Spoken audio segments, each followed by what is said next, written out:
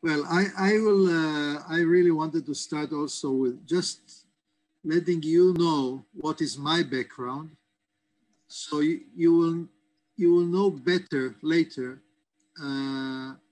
what to ask, how to ask, what to discuss, and what I may be able to answer. I'm professionally, I'm architect and town planner.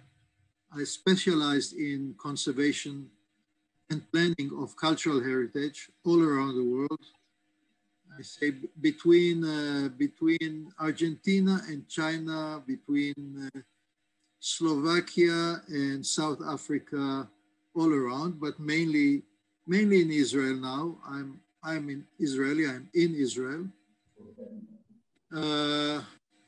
I've been coming to China since 1994, when I assume some of you were not yet born yet. In 94, in Beijing, for example, there were very few cars, but there were probably millions of bicycles. China went through a complete change in those years. I started with a project with the Getty Conservation Institute, where I was director of conservation department. And later I continued from Macau to Dunhuang, from Hangzhou to other sites, to the Ming tombs, the royal tombs of the Ming dynasty, and to this wonderful project in Xi'an. I assume that many know, at least if not by visiting, but they know that the famous part of Xi'an's archaeology, these are the soldiers, the tomb and the terracotta soldiers. There's much less known about other elements, except for the Chinese, probably Chinese experts. So I will start with the presentation itself, but I will not stick always to the presentation.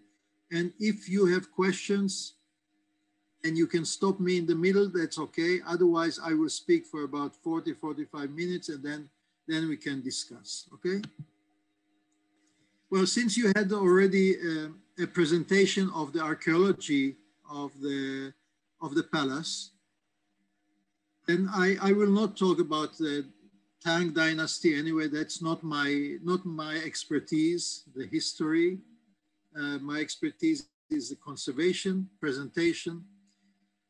And the main aspect, people are asking me, why did the Chinese ask you to come? Don't they have their own experts?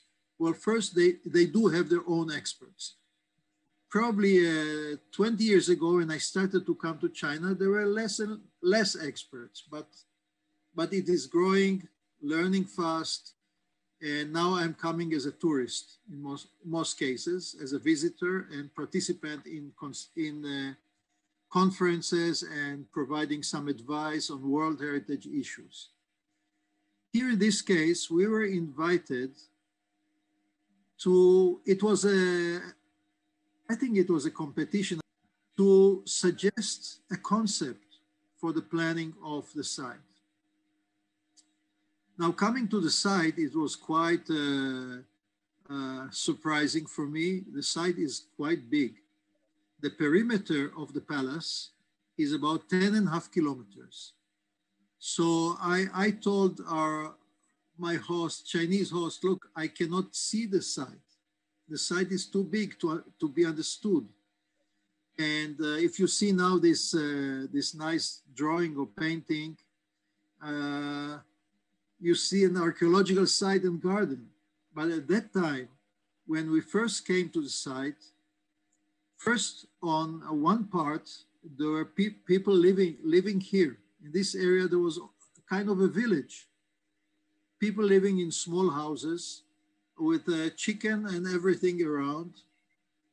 And I said, well, how can we plan this site? Okay, I understand the importance, the cultural value, but there are people living here. So I was told that, don't worry, in very short time, these people are moving to new houses. I could not believe, I must tell you, I could not believe, because although it was small, small for China, not for every country, but for China, it was quite a small settlement. But about 2 months later, I came again. There was nobody living on the site, no houses. There were some vans and people who were cleaning the bricks from the old houses to be reused, which I liked very much because reuse is a very important concept anyway. And I have to tell you, I was worried about one thing, not where the people live now, because it's not my business in a way. It's a cultural matter.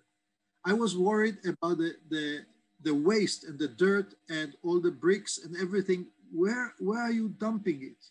Are you polluting some other area and taking it somewhere else? So I asked our client or my host, we all became friends later.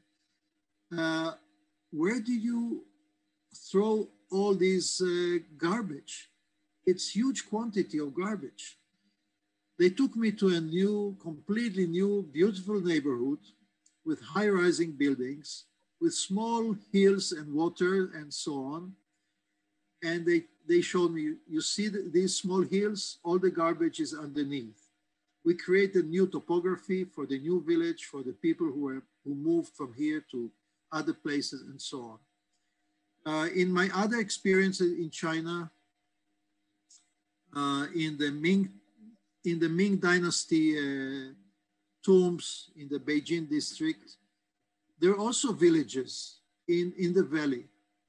And quite often, it's a good thing to have people living on a site, using a site, but not when it's an archaeological site, or not when they can do as in agriculture, they plant trees and it's not fully under control and it can cause damage. So there we designed, because most of the villages were inside old military camps of soldiers and others who took care of the tombs. All those small places became villages. So we designed new villages for all of them, a little bit outside the perimeter of the place. In a way, it is similar to what happened here. And it's an unusual process, which I appreciated very much that it can happen here.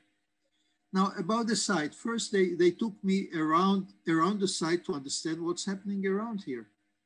At that moment, there were very little housing, modern housing around. But part of the idea was that the city of Xi'an will be built also around. There will be housing built around. And the site will become not only an archaeological garden and beautiful park for visitors who come to see archaeology and understand history, but also for the inhabitants around and in Xi'an to enjoy open space. As we all know, cities are growing and leaving very, very little open space for inhabitants. And in this case, it was an opportunity. And it was a very good case here, because the palace itself, and we have to understand, it's a huge area, but it's a royal palace. So the palace itself had its own garden. And this was the big advantage of having such site. When we came to the site, there were some archaeological remains, which are very difficult to understand, even for local archaeologists who are not experts of the site itself, to understand what they see. So of course, the big challenge is not only how to develop it, but how to present it, how to explain it, how to make it attractive for people, not as a Disneyland, certainly, not to enjoy and fun, but to understand and to enjoy the history and to learn the history. So there was a lot you can see on this map. on the small map the different remains which were known from archaeological survey, but there are some earth platforms which could be seen. These platforms are the basis of buildings, of historic buildings. Nothing of these buildings was still standing except for the platforms, some of them with bases of columns and some stone paving, but that's all. And that's clear because of the typology of this architecture. The platform is made of earth, but everything which is above could be removed, wooden columns and bricks and so on. So when the Tang dynasty moved and when the palace stopped to be used, everything just was reused, taken away, and so on. So there's a lot of history, huge area, but very little to see and very little to explain. And the question was what to present, which we did not know at the beginning, how to present it, and then how to preserve it. How do you protect earth platforms? How do you protect them? And then, of course, the city developing around. So as you see here, the objectives were protection of the values. Whatever happens to protect the value. If we don't do it for our generation, we do it for future generations. So our obligation is to make sure that if we cannot do it now, the next generations will be able to do it. Then it has to be scientifically based. So it meant archaeological work, some further excavations if needed, but certainly research and publication, which of course was not our expertise, but the expertise was to say that this is one of the objectives of the project. Education, and that's what we are dealing with a lot. Economy, mainly tourism. Improving living conditions. That's one thing, was to encourage developers to purchase land around and to build good neighborhood around. And to give the inhabitants of this neighborhood this nice and good park which they can use, which is not only archaeology, as I said before, and here urban development. So we made some drawings. You can see here some of the photos of what was on the site. Now, if you are not a Chinese archaeologist or archaeologist who works in China and understands culture and kind of archaeology, you would not be able to understand what you see here or what is this and other elements. By the way, here at the lower picture, you see remains of the main entrance, of the main gate of the palace. And this is what existed.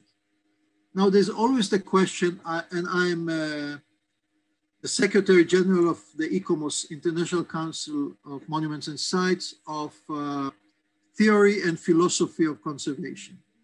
Now, in our theory and philosophy, you're not allowed to take these walls and say, okay, they were 10 meters higher, let's reconstruct them. Let's build on top of them and reconstruct. One of my objectives in the future is to push a little bit, and if you know some of the charters and conventions, if you look, and I'm not talking about only the Chinese one, which is very important, but the International Venice Charter says you are not supposed to reconstruct if you don't know. But even if you know, we have to show the differences between all the new. And at that time, when these conventions were written, they were written without the participation of general public. But if we come to an archaeological site and we don't understand the site, and we see some ruins and some very important walls like these ones, but nobody can understand it.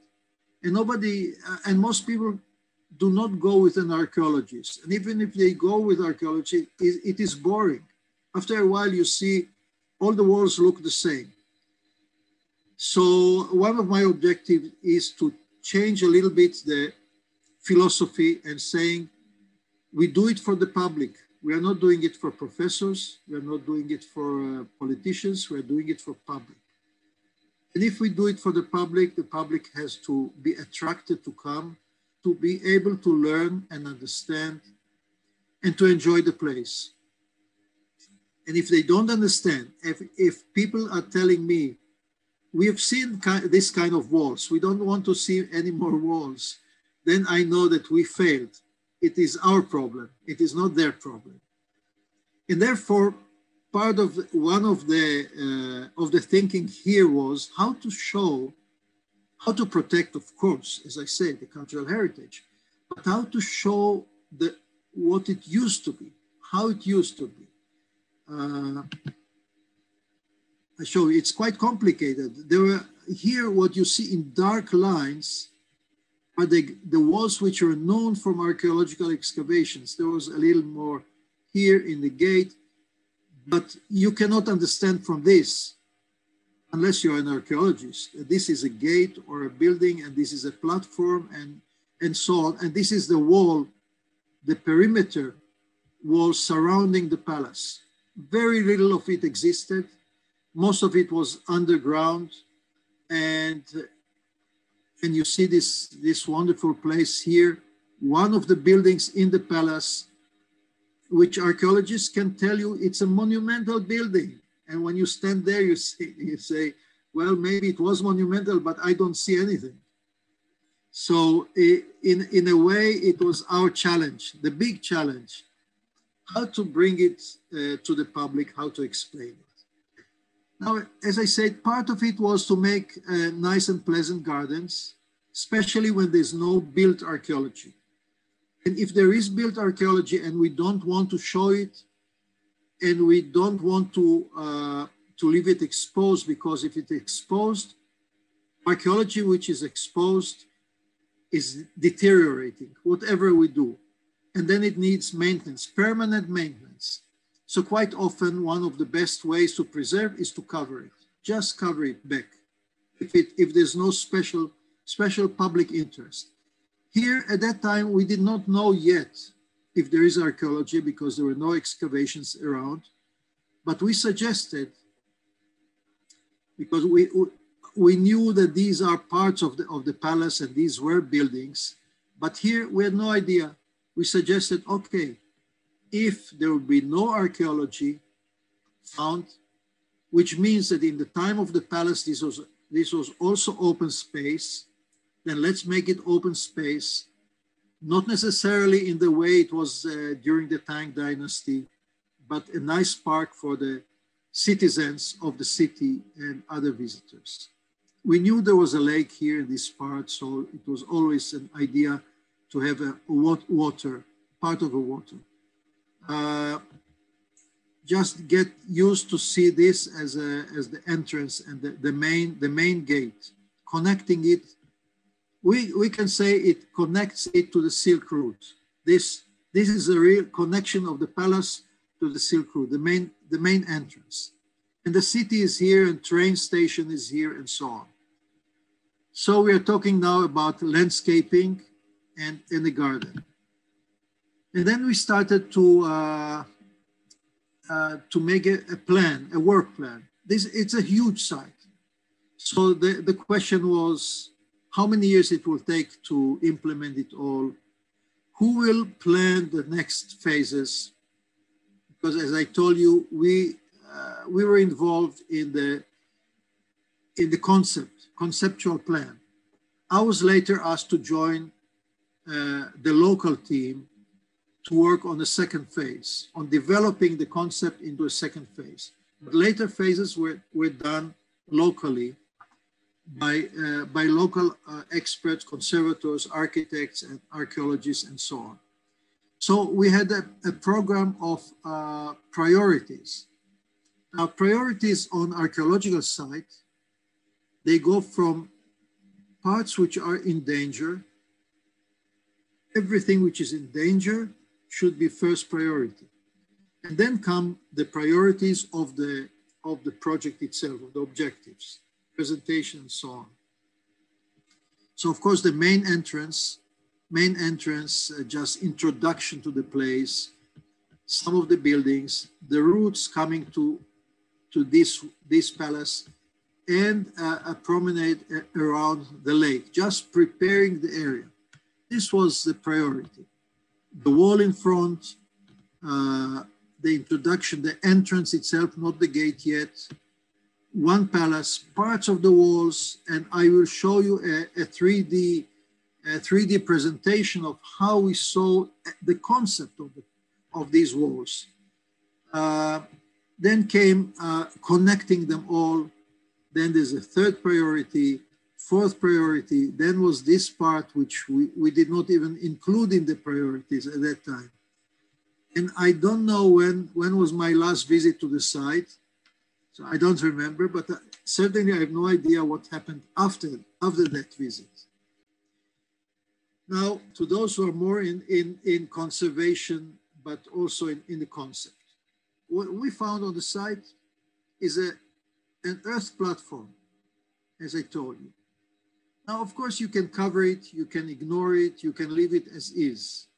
But if we want to present something, we said, okay, we protect it by a shelter, but a shelter which is also kind of a reconstruction, not a real reconstruction. We do not add earth on top, but we do a hard, let's say a concrete, cement, or whatever. It could have been made of wood, doesn't matter the material at that time, but which represents the platform as it was, with stairs, and it hides the earth platform underneath.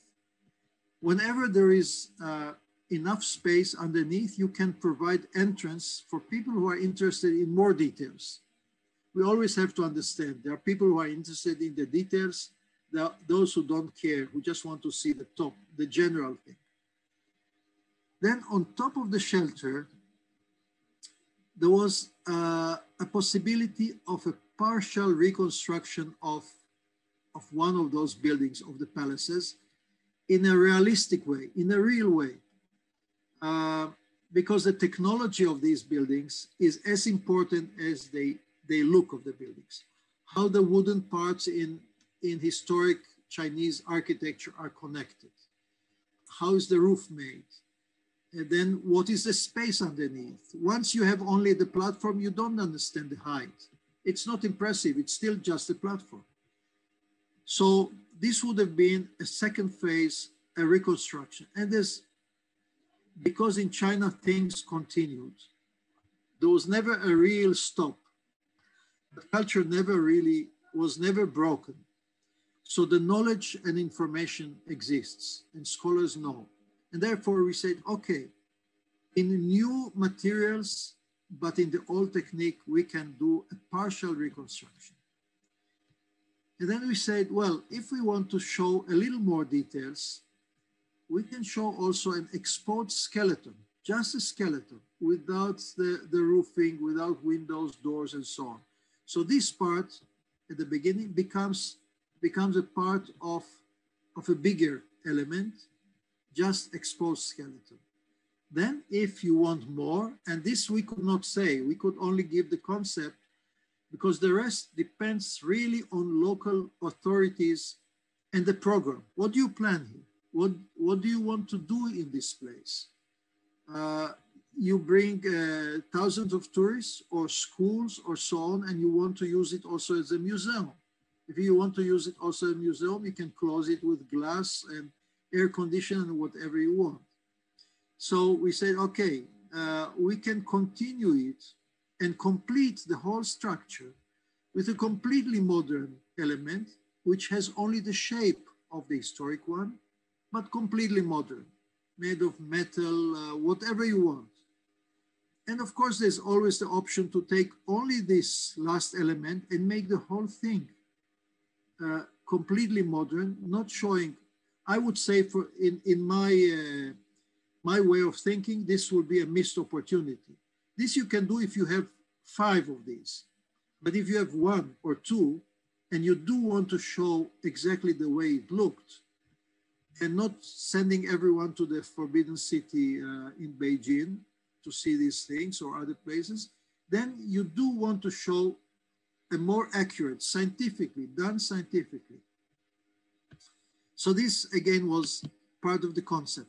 Then we made drawings also of, and we made it in other places as a concept.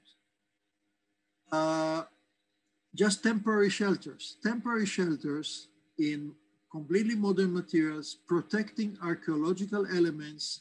Not everything are platforms of palaces and temples and shrines, but some of them are remains of buildings like you see down here, walls. By the way, we preferred using a manual drawings by an artist who worked with us and not electronic, which is much easier, but for me is missing life. There's no life in the electronic, although it can make everything look like real life. So here we by purpose, not because it was 10 years ago. 10 years ago, the technique which we have now existed, a little bit less developed, but we decided we wanted to be done manually. So temporary shelters, whether for archaeology under work, when archaeologists work and it needs shelter from the sun for people who work there, it needs shelter from rain, snow, and sun when they don't work there. It is not ugly, flat shelter which we use in different places, but it becomes part of the site. One of the dangers of the risk is that it looks too good. And then instead of being temporary, it remains for many, many years. But again, if it's not bad, it's okay. We show them on a general drawing of the site where such shelters could be placed. And you see it's really temporary, light materials and so on. Doesn't mean that they are cheap. It can be quite expensive. And the questions are also always the foundations. The foundations are also standing on an archaeological site, but this can always be solved. You know, this kind of structure, you can move one of these supports if it falls directly on something which is important. Well, this is not to show you all the details here on the key, but the idea of the development of, this is just explaining the main hall. One of the challenges for a foreigner who comes to work on Chinese historic architecture is to understand the architecture. I had also the opportunity to work on in Central America on Maya buildings. At the beginning, every Maya tomb, which looks like a pyramid, for me looked the same. I said, well, I saw one. Why are you taking me to another one? Until you start to understand the differences. And so again, not everybody is interested, but we have to take into consideration that there are people who are more interested than others. This was the idea of the long wall which is surrounding the site. Part of the idea was that, of course, in order to understand the size of this site, somehow it is needed to see it on the site itself, to see the perimeter. You can make a fence, you can plant trees as we are showing in some of it, and you can plant trees all the length. Here you see the plan, the ground plan of part of the city wall. Here's the main gate. So you can see part of it. Part of it, we said, you can reconstruct it with planting, just with landscaping. It can be done as paving or as a partial fence, kind of a fence. But in order to get the understanding, the real understanding, especially that we have this gate here, I think it's the Danfeng gate. In some places, we would like to show the complete height. In materials which will show that it is modern, that it is new, explanation can be put there, signs and so on, that this is just to get impression. Of course, if you're allowed, and this again depends on local authorities and the concepts, on money, of course, there's always money and the cost. You can make it much longer. And because it is high and it is wide, you can see here that the inside is 11 meters wide. You can use it as many of the big walls in China, not only the Beijing wall, but other big walls, even for people to ride bicycles, to walk on top, to see the palace from the wall into the palace area and so on. I think that only the main gate was partly reconstructed, but I don't know. There are other areas. Now, these were initial drawings of some of those buildings, of the palaces, that once you have just a platform, you see platform. Then you can go and add bricks and add entrances and go into the building. But from this understanding, you can start growing. So therefore, and this is already the next drawing. We started with a platform, with a concept of what to show, and this is kind of a full scientific drawn reconstruction, not a real one. Here is a drawing of a 3D drawing of what I showed you before, partially reconstructed fully with the techniques, partially only skeleton and partially only the shape with different materials. So people would understand that this shows how it used to be. This gives us the opportunity to show technology in a clearer way, and this completes the view and picture of the place. I will go a little faster. So this is just bigger. It can be done, the reconstruction part of it in wood. Part can be done in wood, but in laminated. So this is a modern technique of industrial way of doing it. But the idea is to explain and to attract. Well, this just shows how many drawings we use. This shows a little bit how the place looks before you do anything. When archaeology ends and you have the brick or earth walls, the earth entrance and gate, open space, the city grows around. You have to tell me, if you're not archaeologist, if you're a tourist or a skilled school kid, would you come to such place? Would it be interesting? Maybe for 15 minutes. But then if you come to such place, of course, there are different ways of showing it, and some of them are used on the site. One is a small model, a 3D model, but with really 3D, not a drawing.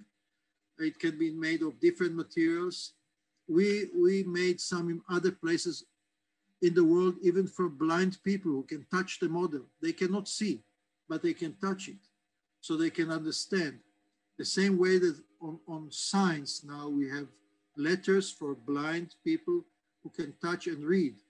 And therefore there are small models in a scale of 1 to 500, 1 to 1,000, depends on the size of the site. And of course there are wonderful 3D presentations in virtual reality, which exists also here on the site in Xi'an. But there's one risk. They are so beautiful that people at the end will only go to see virtual reality. Nobody will come to the sites. So our obligation is to attract people to come to the site also, not just virtual reality, which has its all big advantages. Again, just showing the difference of what can be done, preserving. You see the stairs here, these stairs and going, or to show a complete or partial construction, again, same, just These are drawings of during the war. We needed them for ourselves. And then you have to go to the technology. Okay, great idea. How do you do it? How do you put a pillar, a wooden pillar on top of a platform which protects a wooden platform? This is the original, the authentic, and this is the new for presentation. This is in a two-dimensional drawing in a plan, and this is already starting to think of how do we present it. Again, a general drawing at night. I will come to the end of the drawings, and then I will tell you a little bit more about it. There was always water, which is part of the culture, part of feng shui, part of, and again, it's part of the culture, and therefore it's not only the beauty of the park, but it's the cultural significance of these things.